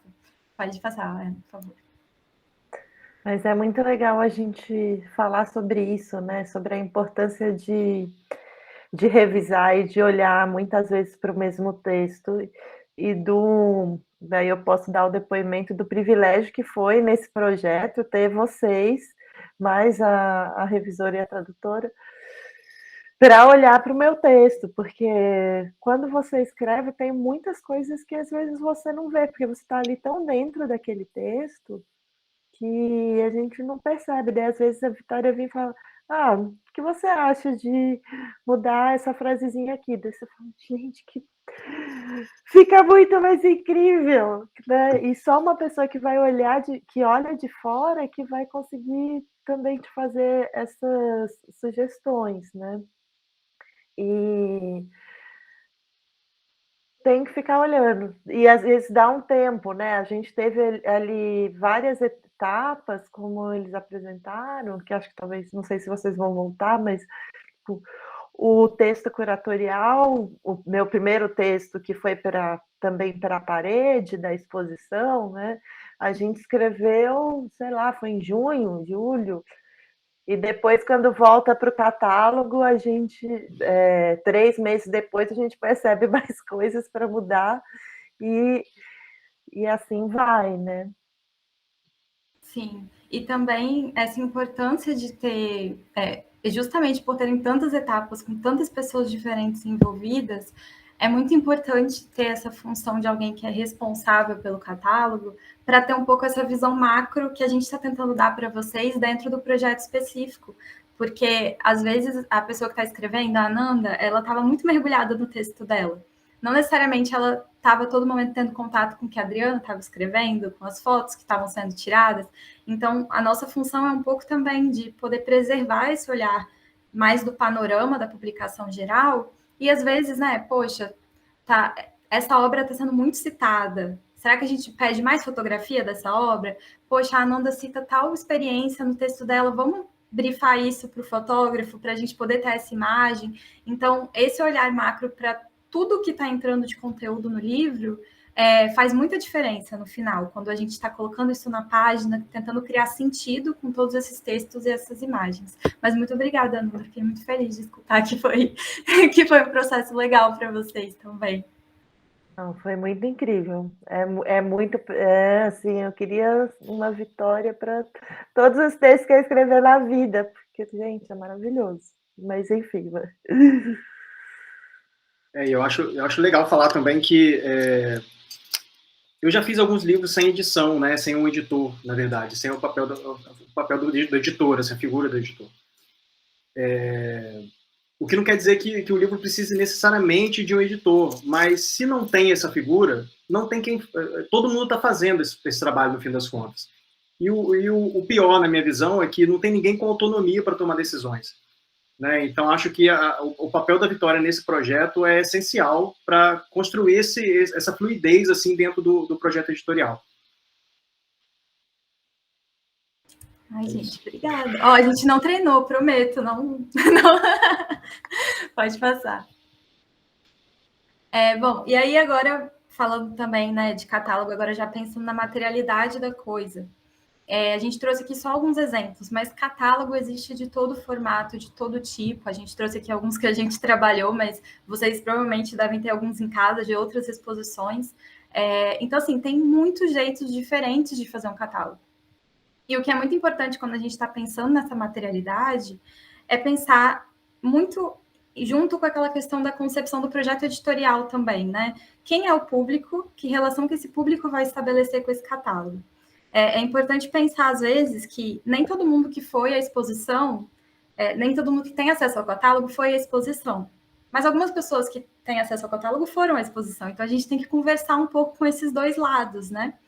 E outra questão importante de pensar é que propósito que esse catálogo vai cumprir, porque a gente fez algumas conversas antes de fazer a apresentação e surgiram alguns exemplos que eu pessoalmente gostei bastante, eu nunca tinha parado para pensar. Um deles se um catálogo, se é uma exposição mais de acervo, por exemplo, e aí vai ser feito um catálogo, a gente quer que esse catálogo seja muito durável, porque esse catálogo provavelmente a gente quer que ele dure muito tempo, porque é uma questão de registro de todas as obras daquele acervo, de uma exposição que aconteceu. Esse catálogo provavelmente vai viajar para outros lugares para mostrar esse acervo, vai para algumas bibliotecas. Então, assim, é muito importante nesse caso que o catálogo seja um material muito durável. E isso a gente tem que pensar talvez numa capa dura, num papel mais grosso. Ao mesmo tempo, dependendo do propósito, a gente pode chegar na conclusão que é melhor uma publicação digital, ou uma publicação, ou um site, alguma coisa do tipo. Então, a gente quis trazer um pouco esse panorama que a gente vai falar hoje de livro, porque o catálogo dessa exposição foi um livro, foi um códice, foi muito convencional nesse sentido, algo que a gente está mais acostumado. Mas existem muitas possibilidades diferentes para o que é um catálogo. Você quer complementar alguma coisa, Wesley, nessa parte? A gente podia falar um pouquinho, acho, sobre as limitações do projeto, né? É o próximo slide. Ah, beleza. Vou passar então aqui para a gente poder falar um pouquinho. Então já vou entrar nessa parte, que é sobre o suporte, porque falando disso tudo, de formatos, tipos diferentes, pode ser um pouco vertiginoso também, de novo, como é que vai ser então? Mas ao mesmo tempo que a gente tem todas essas possibilidades, a gente também tem muitas limitações. Tanto limitações físicas, quanto limitações de orçamento, limitações de indústria, porque esses livros, eles não vão ser, muitas vezes, livros artesanais, né? Eles vão ser livros que vão passar por um processo de gráfica, um processo industrial. Então, existem certas convenções de formato, de papéis, que são mais comuns nesse contexto de gráfica, e que vão representar, às vezes, uma queda no orçamento. Então, você pode até fazer um formato muito diferente, mas vai ficar muito mais caro. Então, todas essas questões a gente tem que pesar, e acho que o Ellen pode falar um pouco mais disso, mas a grande mensagem que a gente queria trazer, e é o que a gente vai tentar construir com vocês agora, nesse segundo momento da apresentação, é que, independente do qual seja o suporte que a gente acabe tendo por questões de orçamento, por questões de indústria, enfim, de viabilidade mesmo, como que a gente faz com que o suporte que a gente tem acesso, ele possa dialogar com a proposta artística, ele trabalhe junto com a proposta artística da exposição, ele não seja algo separado. E assim, ele não vai ser só um registro da exposição, mas ele vai ser uma ampliação da experiência expositiva. Então, o catálogo, ele pode ser isso, né? Ele pode ser uma experiência outra, é diferente, não é a mesma coisa que na exposição. Mas ele pode ser algo que complementa isso, que é uma outra experiência que é irredutível à experiência de estar na exposição. E é isso que a gente queria trazer como mensagem, assim, como que a gente usa as potencialidades e limitações desse suporte para criar esse tipo de significado em diálogo com a proposta artística do artista. E aí, puxando só uns comentários, né? A Ana Lúcia comentou sobre a sensação de levar uma exposição para casa, né? A ideia do catálogo.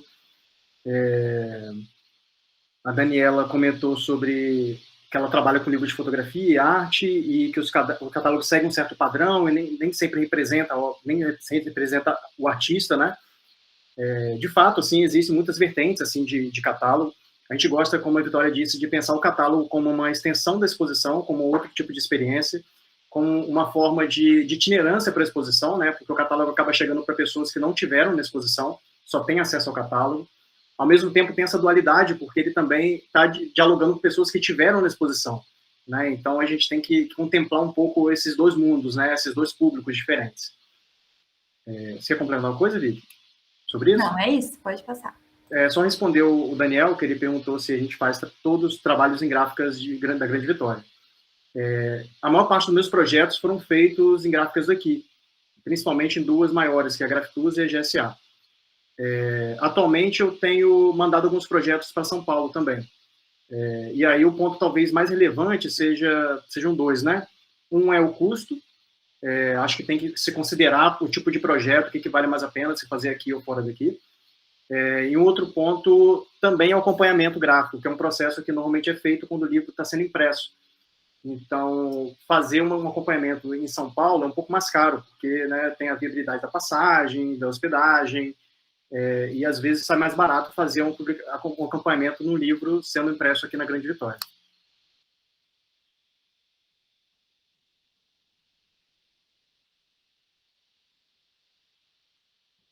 Quer que eu fale um pouquinho, Vicky, sobre isso? Beleza. Então, uma coisa que a gente pensou, esse catálogo é bem diferente dos outros que a gente estava acostumado a trabalhar. Normalmente se separa bastante, né, o que é texto, o que é imagem nos catálogos. Tudo bem que existe alguns momentos de convivência, normalmente é quando tem algum registro da exposição, no local da exposição, né? Nesse caso específico, a gente está falando de uma exposição em que existe em si no local expositivo, né? Não tem muito bem um registro de uma pintura, de uma fotografia que a gente possa exibir no catálogo, né? Tá tudo entre nesse universo do IFTA, né? Então a gente tentou pensar essa distribuição desse conteúdo pelo catálogo de uma forma também semelhante a como é feita a visitação da exposição. Você entra numa salão principal e tem várias obras ao mesmo tempo ali. né? Você não está exatamente em nenhuma obra, tem uma outra obra te chamando do lado e tal, exceto pela sala Sobre os Olhos, que é uma organização totalmente distinta, assim, de uma sala que precisava ser separado. As salas maiores, elas contemplam várias obras ao mesmo tempo. Então, nossa proposta é que também tivesse uma organização em relação à apresentação dessas obras dentro do catálogo, que respeitasse também essa noção de espacialidade. Então, a ideia é que cada coisa, o texto e a imagem, fosse como fossem dois fios em paralelo, assim, né, caminhando por entre essa progressão assim, de passar de páginas do livro, e que eles se encontrassem em momentos específicos. Então, a gente partiu de alguns pontos que, para a gente, serviu como um ponto de ancoragem, né? Coisas que a gente já sabia mais ou menos onde ia ficar. Então, tinha uma ideia de trabalhar com o padrão do coentro no verso da orelha. Então, foi uma coisa que a gente já definiu, o coentro vai aparecer na capa, né? E aí tem um outro momento do coentro, que logo na frente, é quando ele vai ser apresentado, que é uma característica diferente de página, que tem a legenda da obra, que fala um pouco sobre a obra, o título. Então, a gente foi seguindo, distribuindo esse conteúdo, né? Tentando criar essas relações. Nem sempre, em alguns casos, as coisas estão dentro de momentos, né? Tipo, o portal está dentro de uma transição, Morte do Cão e Qual é o Seu Desejo dentro de uma transição também, mas talvez o ponto alto dessa organização seja o Delicatessen, que é uma obra que ela é mencionada em vários textos do catálogo, e ela divide espaços em dois textos importantes, que é a entrevista e o educativo. Por uma questão de organização do catálogo, a gente optou por colocar o texto de curadoria da Nanda ao final, né, pensando também nesse público, que é a pessoa que está vendo o catálogo que não viu a exposição. Então, ele tem um texto de apresentação já, que já é uma proposição para ele se sentir instigado pela obra do artista, mas a ideia do texto de curadoria seria mais reflexivo pós o momento que a pessoa já tem um contato com a obra, já está por dentro ali do universo do IFTA. Então, partindo da ideia do Delicatessen, é uma obra que ela está sendo mencionada na entrevista, e aí um fato curioso que ela é mencionada, de fato, mais no final da entrevista, e ela atravessa até o educativo, que é onde ela é falada de uma outra forma, né, muito mais no sentido da ativação, da experiência do educativo da Adriana. Então, ele foi meio ponto de partida, né, dentro desse miolo do livro, para a gente definir essa transição da obra, né, que ela atravessa a entrevista e vai até o educativo. E a partir disso a gente começou a distribuir as restantes, né, pensando em como seria essa relação. Isso é uma coisa um pouco diferente assim, do que eu estou acostumado a fazer, essa timeline. Assim, né? Normalmente a gente faz umas paginazinhas do livro, coloca na sequência e consegue separar, olha, aqui é o texto de curadoria, ali são as imagens da exposição. Então aqui a gente tentou pensar de uma outra maneira, tentou pensar essas linhas paralelas de texto e imagem. Quer complementar uma coisa, Liv? Eu queria só falar uma coisa sobre isso, que é só não sei, algo que tem a ver com suporte também, que talvez ajude vocês a pensarem nos catálogos de vocês, alguma intervenção criativa, mas os livros, muitos livros assim que a gente tem acesso, livros de literatura, por exemplo, eles são pensados de forma linear, né? Você começa de uma página, a ideia é que você leia todas até chegar ao fim. E não é muito esse o caso com catálogos, né? Com os catálogos e alguns outros tipos de livros de fotografia, por exemplo, a gente, usuário mesmo, a gente tem um comportamento muito mais de folhear, né? É raro, eu acho, que uma pessoa que vai pegar um catálogo e ler de cabo a rabo. Assim, acho que isso é bastante raro. Talvez um pesquisador, um estudante. Mas muito frequentemente esse livro vai estar num espaço público e alguém vai folhear, vai ver alguma coisa. Então, essa organização que a gente fez de onde os conteúdos entram foi pensando também nesse público, né? De que quando a pessoa folheia, a gente quer dar coisas para essa pessoa, né? A gente quer dar algumas experiências, algumas páginas duplas interessantes, informações, fragmentos de informações, de forma que possa ser uma experiência que a pessoa, talvez, a partir do folhear, queira mergulhar um pouco mais na publicação.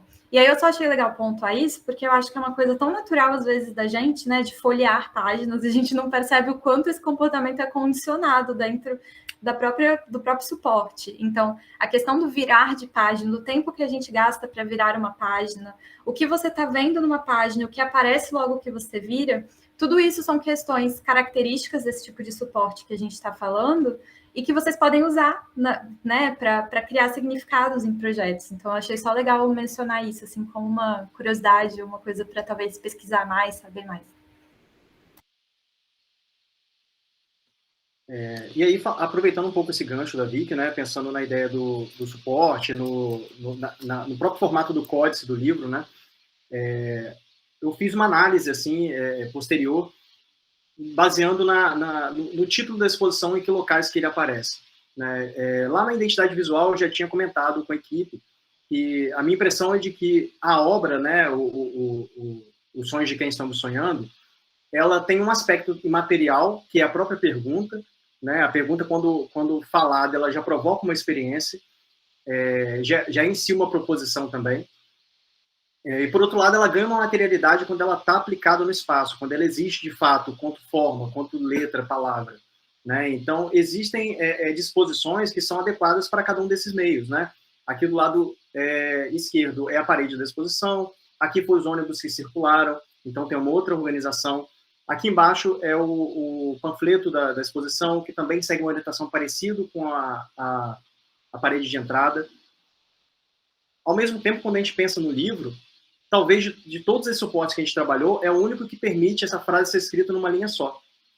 Então, a gente pensa a força que tem o próprio formato, né, da escolha desse formato, de como ele amplifica uma mensagem, como ele pode estender um pouco essa experiência da exposição.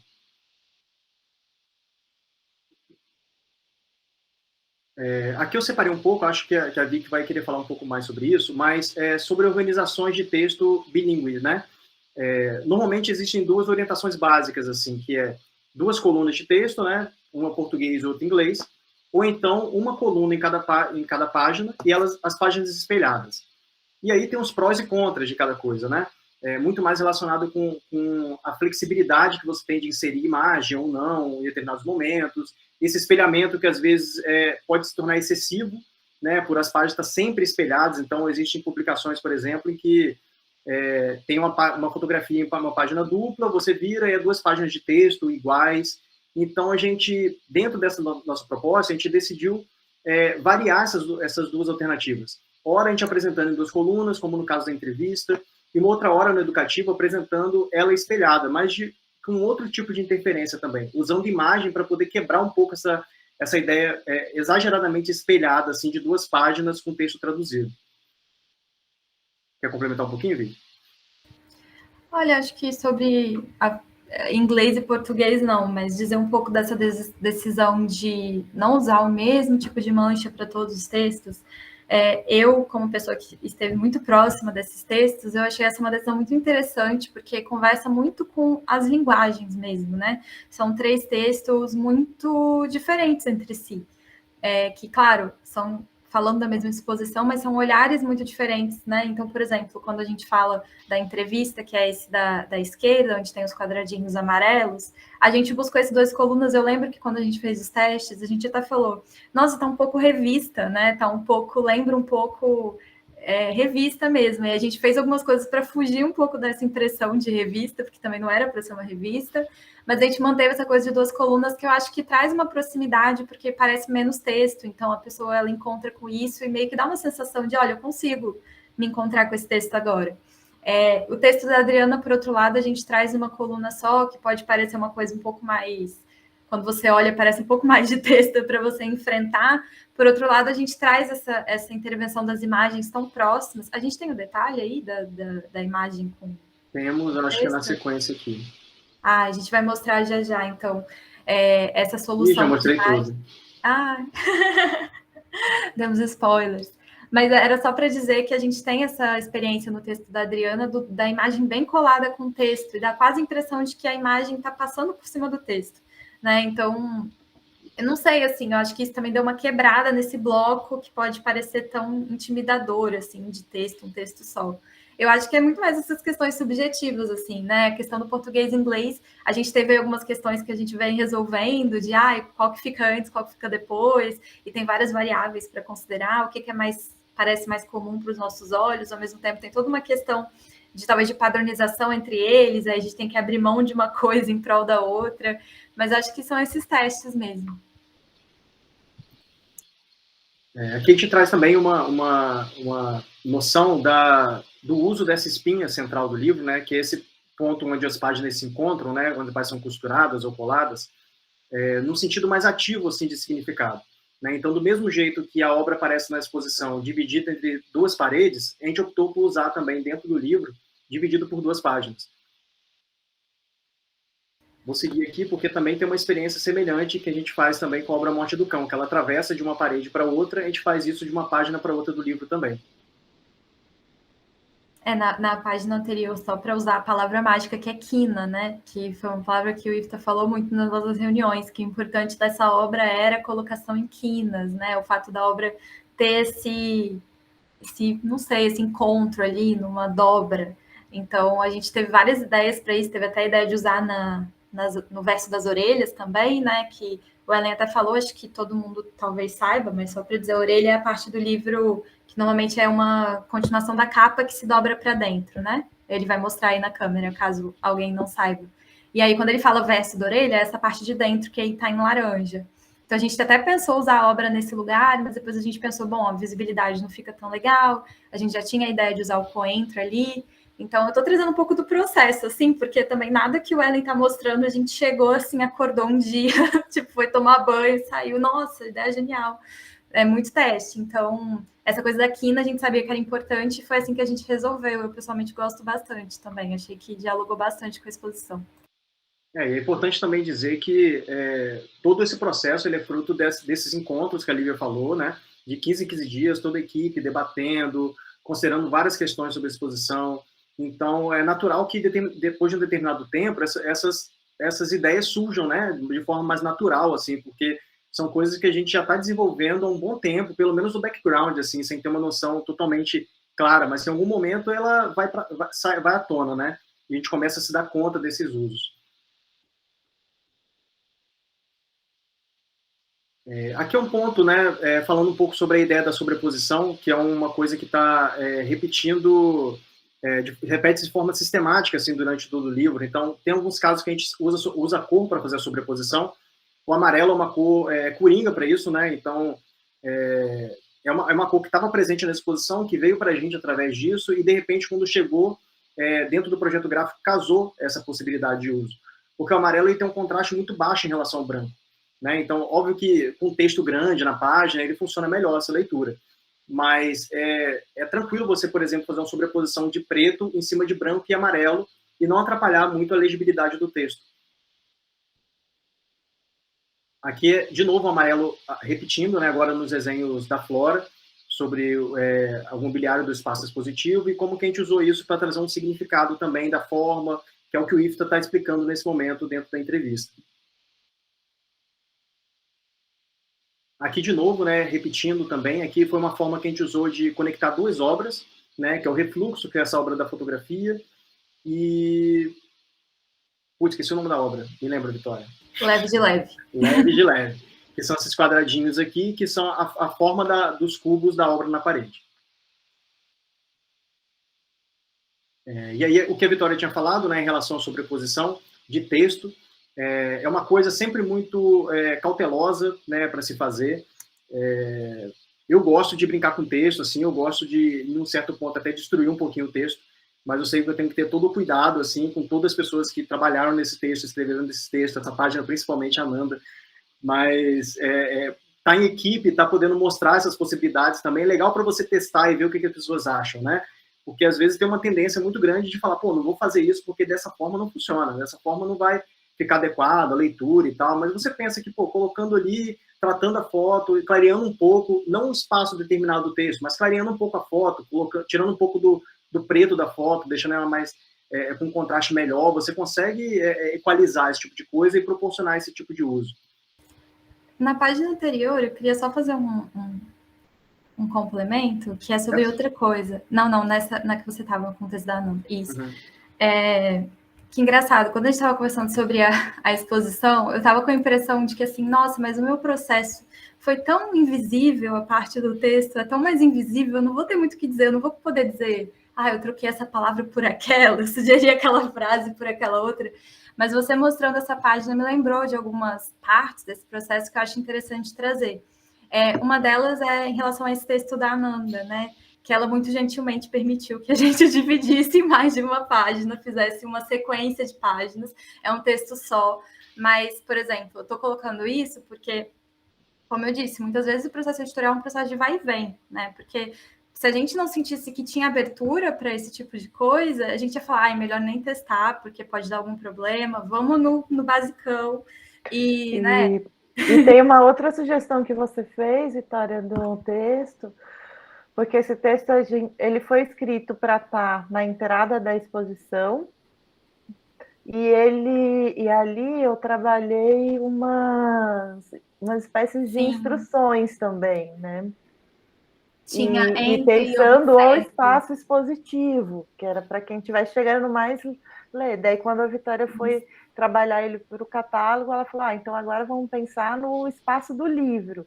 E daí ela trouxe sugestões para editar, né, modificar o texto falando com o leitor e não mais com a pessoa que está chegando na exposição. Eu acho que essa é uma outra sugestão bem legal, que foi importante. Acho que o texto no espaço positivo era algo do tipo entre, caminhe e observe, né? E no livro ficou algo, acho que é manuseie, acho que é folheie, né? Acho que é alguma coisa assim.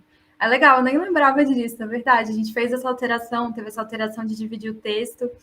Teve também, tem uma outra página que tem várias perguntas, né? E a gente teve alguns problemas com o tamanho das perguntas, então voltava para a Ananda, dá para a gente reduzir? Dá para a gente fazer de outra forma? Então, estou colocando tudo isso para dizer da importância que é manter esses canais abertos durante todo o processo e para todo mundo, né? Toda a equipe estando aberta, essas coisas, a gente consegue resultados muito mais legais, muito mais amarrados. E é legal você trazer isso, né? Pensando aqui, né? Em textos curatoriais, em textos de apresentação de exposição, né? Esses textos que vão para a parede, que vão estar no espaço positivo, a gente tem que pensar muito esse espaço. Então, eu não posso ficar pegada assim, mas eu escrevi essa frase, então eu tenho que ficar com essa frase aqui, só que ela é longa, tipo, ela não cabe nessa coluna. Então, vamos então pensar, né, junto com o design do espaço, ou o design da página, o que é mais interessante para comunicar? Não é mais só a palavra do texto escrito, mas toda essa composição que a Vicky e o Erlen estão fazendo, né? Então, a gente tem que pensar junto mesmo. E vai ter que pensar tudo isso mesmo em algum projeto que vocês façam, que, sei lá, vai ser uma publicação digital, ou mesmo um texto que vai publicar no Instagram. Qual que é o tamanho do Instagram? Como que a pessoa vai ler no Instagram? Ou como que ela vai ler se você vai imprimir numa folha de sulfite A4? Né? Tudo isso modifica a experiência da escrita. A gente tem que ir refletindo sobre isso também, né? Sim. E uma última coisa que eu fiquei pensando, olhando essa página, um pouco sobre o processo também de edição, foi o cuidado com o nome das obras, principalmente na tradução delas, porque tinha alguns jogos de palavras que o IFTA fazia, eu não vou nem conseguir trazer nenhum exemplo agora, mas alguns jogos de palavras que às vezes foi um cuidado que eu tive de passar por ele todos os casos. Ele leu tudo, na verdade, né? O IFTA fez a leitura de todas as versões em inglês também, mas com o nome das obras especificamente, assim, muito cuidado, porque muitas delas não tinham ainda realmente um nome para o inglês. Então, a gente não pode colocar qualquer coisa. Tem algumas questões ali que às vezes eu não vejo, porque eu não conheço toda a trajetória do IFTA, eu não sei que significados escondidos, às vezes eu entendo um significado, mas tem outro que me escapa. Então, foi um processo assim, bastante cuidadoso de alterar alguns nomes, né, algumas palavras com base em alguns sentidos. Até alguns jogos de palavras vieram de formas... o Leve de Leve é um exemplo desses, que eu acho que veio da tradução, se não me engano, ele veio Light e Light, só que tinha essa questão do pegar, né, do levar, que não se mantinha nessa tradução. E aí o IFTA sugeriu, eu vou até escrever aqui, Lightly Taken, ele ficou assim no final. Então, teve muito essa conversa com o IFTA, nesse caso dos nomes das obras, para a gente realmente chegar nas melhores soluções. Acho que é isso também que eu queria colocar, porque é preciso cuidado, e aí, nessa parte, assim, é muito dicionário, é muita pesquisa, porque a gente, às vezes, todo mundo fala português, a gente se comunica, a gente entende inglês, a gente fala inglês, mas, assim, a gente tem muitas preconcepções, às vezes, do que as palavras significam, e é muito importante a gente ser muito humilde nessa hora e realmente, olha, eu vou olhar no dicionário o que isso significa, vamos de voltar para a parte de pesquisa, vamos pesquisar a fundo. Então, isso é uma coisa que a gente tem que se lembrar o tempo inteiro no processo, né? De não presumir um significado.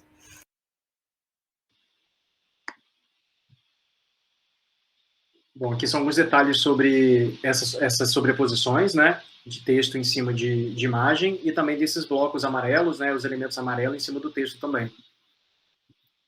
Um outro tipo de sobreposição que a gente faz, que a Vitória até comentou, é criar esses espaços da imagem empurrando o texto, né, como normalmente vocês já devem ter visto em olho de revista, de jornal, né, em que tem, por exemplo, uma citação no meio de um bloco de texto.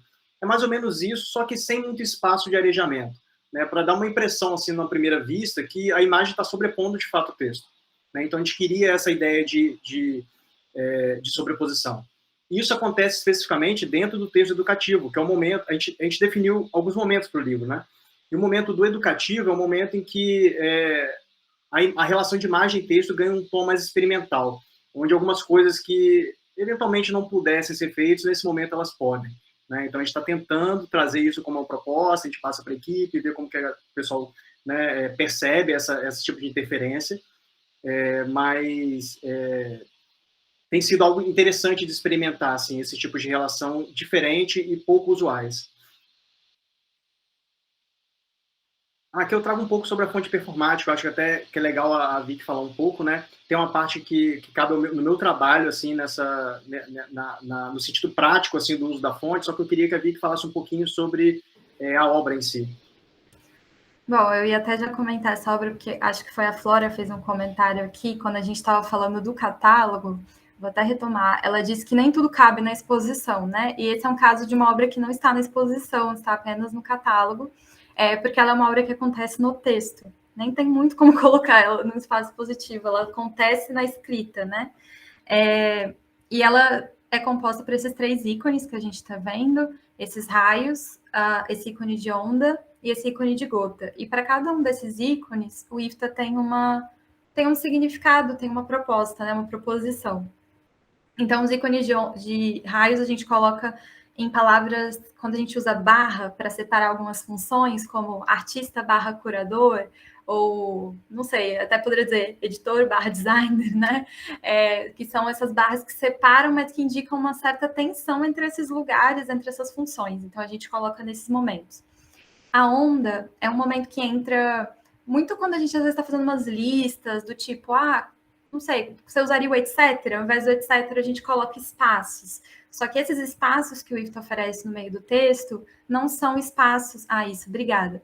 Não são espaços quaisquer, não são linhas apenas, né? É esse espaço ondulado, porque ao mesmo tempo que convida a pessoa a preencher aquilo com que vem à cabeça, com que surge, condiciona esse convite para você pode escrever, pode preencher, mas de forma ondulada. Você vai escrever nos meus termos, é um pouco esse o convite. E, por fim, a gota, nessa imagem tem também, né, no penso. A gota, ela é inserida na vogal tônica dos verbos da primeira pessoa, que indicam algum tipo de afirmação. Então, por exemplo, penso, eu acredito, afirmo, são coisas que na nossa fala a gente usa bastante, né? Mas que o ícone de gota está ali para indicar a performatividade dessas falas. Então, para colocar um pouco de dúvida também nessas afirmações.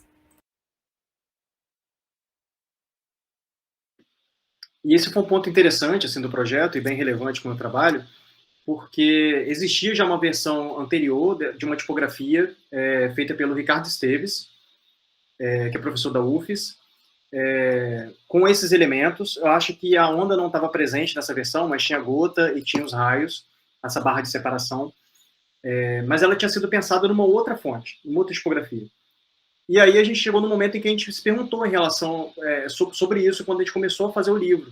Será que a gente fica preso a essa tipografia que já existe? Será que a gente pensa em escolher uma outra tipografia que a gente acha mais adequado? Porque, enfim, a tipografia que foi desenhada inicialmente, ela tinha um uso mais geral, né? Não tinha sido pensado para ser usado para um catálogo. Então a gente meio que bancou essa situação de, vamos escolher uma outra fonte que a gente acha mais adequada e vamos redesenhar de novo esses símbolos e fazer eles funcionarem dentro do texto. Que não é uma coisa tão simples, né?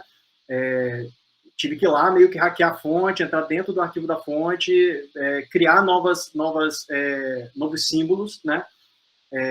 E pensar em que forma que isso poderia ser aplicado, né, de uma forma mais simples dentro da página. Então, uma solução que eu fiz, que também é aquela solução das ligaturas, que eu tinha falado para vocês lá no início da identidade, né, ela apareceu aqui também. Então, se você quisesse usar gota, você usava 2 vezes a barra e a letra que você queria que fosse aplicada a gota. Então, também precisei combinar isso com a Vitória também, como que ela pensaria esse texto, a preparação desse texto, para quando ele viesse, né, para a diagramação, isso já funcionasse de uma forma automática. Então, também foi um ponto interessante assim, do nosso processo, que deu para voltar em algumas coisas relacionadas com tipografia, que também faz parte do meu universo assim, de estudo e tal, de pesquisa, e também unir isso com essa proposta do IFTA. Eu achei super interessante de ter uma intervenção no texto totalmente inesperada, que é algo que também está presente nessa relação de texto, imagem, no catálogo, sobreposição, então acho que tudo isso se complementa bastante. O Daniel perguntou se isso foi configurado no arquivo da fonte ou no editor de texto. As duas coisas, na verdade. No arquivo da fonte, eu criei as ligaturas, né? Que é essa ideia de que, quando eu repetisse algum caractere, ele ia substituir automaticamente. E dentro do editor de texto, eu criei uma situação de que, toda vez que tivesse 2 barras e uma letra, ele trocasse por essa outra fonte que eu criei. Né? Então, é uma manipulação dupla, assim, das duas coisas para funcionar. E antes disso ainda, que é uma parte que a gente não falou tanto, mas naquela parte lá no processo editorial, que eu falei da segunda revisão, da padronização que a gente faz depois que o texto chega da tradução e da revisão, logo antes de entregar para a diagramação, algumas das padronizações que eu faço são pensando em algumas questões microtipográficas de como que isso vai chegar para o Erlen para facilitar um pouco o trabalho dele. Então, eu, por exemplo, no texto mesmo, Word, assim, Google Docs, eu já inseri essas diferenciações. Por exemplo, eu já usei 2 barras antes das vogais, onde ia ser inserida a gota. Aí a gente tinha algumas notações específicas, acho que para onda eram 5 underlines. Tinha algumas programações que a gente criou para eu poder, no que eu revisava o texto, já padronizar isso, para isso chegar para ele na diagramação de forma mais facilitada, para fazer essa substituição, né, sem perder nada. Porque nessa questão também, imagina, se eu não faço, aí deixa para fazer depois que está no programa, vai cada vez ficando mais difícil, mais fácil você perder uma letra, perder alguma instância de entrada. Então, a gente fez dessa forma. Tem que ter uma proximidade muito grande, assim, para a gente poder combinar como isso vai ser feito, e isso conseguir passar sem ser muito estranho, né? Principalmente na preparação da Vitória, ela conseguir fazer isso da forma adequada, da gente combinar esses códigos, falar, quando eu for usar 2 barras, é para isso, é para aquilo, né? Então, o texto ele já vai sendo preparado para a diagramação antes de ele entrar no arquivo, né? Isso que é o ponto, talvez, mais relevante. Não precisa necessariamente você iniciar do zero dentro do arquivo, ter que voltar para o editor fazer modificação ou revisor, né? Então, assim, antecipar o máximo desse processo para quando chegar na fase da diagramação, a gente não ter mais essas questões para ter que lidar, né? Conseguir automatizar esse processo também.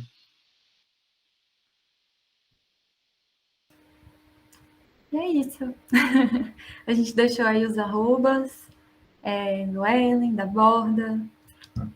Acho que é isso, mas se alguém tiver mais dúvidas, a gente pode responder ainda mais coisas. Enquanto dá uns minutinhos, se alguém escreve. Quero agradecer também muito a vocês. Eu acho que foi incrível a gente estar conseguindo construir aqui um estudo de caso mesmo, como eu falei, mas que não é só sobre essa exposição, né? A gente também aprende todos os elementos e etapas e demandas que podem ser utilizadas para outros projetos, coisas para a gente lembrar quando for produzir, para se inspirar, né? Flora tá lembrando a gente para falar da distribuição do catálogo. O catálogo ainda está em processo, mas Vicky quer comentar algo? Inclusive, isso é algo que eu devia ter falado lá no início, né? Que ao contrário, talvez, do IFTA e da Flora, a gente está trazendo hoje uma fotografia, a gente ainda está no meio desse processo, não é uma coisa finalizada, por isso que a gente nem pôde trazer para vocês tantas imagens, Eu não sei ainda os detalhes dessa distribuição, acredito que vai ser uma distribuição gratuita, provavelmente vai ter lá no Mais, né? Como tem os catálogos de todas as exposições, então acredito que daqui a uns meses quem visita o Mais vai poder pegar algum, mas até onde eu sei não tem hoje nenhuma combinação de outro espaço específico ou de algum momento específico em que vai acontecer essa distribuição. Mas assim que a gente souber, a gente pode compartilhar. Acredito que a Ananda tenha o mailing aí de todo mundo, né? Quando essas questões estiverem definidas, o catálogo estiver na mão. Espero que em breve a gente pode compartilhar isso com todo mundo. Sim, com certeza. A gente avisa. A gente manda assim para todo mundo, deve demorar aí. Vai ser o ano que vem, com certeza. E é legal, né? Como a Vitória falou, que eles compartilharam aqui as coisas com vocês em processo. Tá? Estamos fechando o catálogo, ainda vai para a gráfica, vai ter, né, todas aquelas etapas que a gente aprendeu hoje que ainda faltam para finalizar. Mas foi muito, muito bacana, gente. Super agradeço, Erlen, Vitória e a Lívia também. Muito obrigada. Acho que não temos mais perguntas por enquanto, né? Aprendemos tanto que agora todo mundo vai ficar com listinha de checklist para os próximos projetos. Mas só para dizer também que caso alguém, se surgir uma dúvida depois, algum questionamento, a gente está disponível lá no @da_borda, vocês podem mandar mensagem por lá. A gente tenta sempre responder rápido, nem sempre a gente consegue, mas fazendo contato por lá, enfim, a gente leva a conversa para outros lugares também, a gente é super aberto e disponível para isso, então mesmo se não surgir dúvida agora, surgindo depois, é só contatar a gente. E Ananda, muito obrigada pelo convite, foi muito bom poder falar um pouco desse processo que ainda está acontecendo, mas acho que ajudou a assentar muita coisa e eu acho que vai dar muita força para seguir para o fim, assim, sabe? Tendo amarrado um pouco do processo, poder agora, bom, vamos fechar então esse projeto. E foi muito legal ouvir de todo mundo o feedback. Obrigada, gente. Obrigada a todo mundo. Demais, valeu demais, Ananda. E parabéns pela iniciativa, que eu achei ótima também. Pude acompanhar os outros dias, apesar de estar trabalhando ao mesmo tempo, né? Mas estava com o canal aberto aqui ouvindo. Parabéns. Bom, muito obrigada, gente. Semana que vem temos ainda um último encontro, daí com a Adriana Magro, que talvez quem é estudante da UFS conheça, porque ela também é professora, e que foi a pessoa responsável, né, pela coordenação e criação de todo o projeto de mediação e educativo. Então, boa noite para todos, fiquem bem, se cuidem, e até semana que vem. Obrigada. Tchau, tchau, gente. Até semana que vem. Tchau. Boa noite. Boa noite. Boa noite, boa semana. Obrigado, até mais.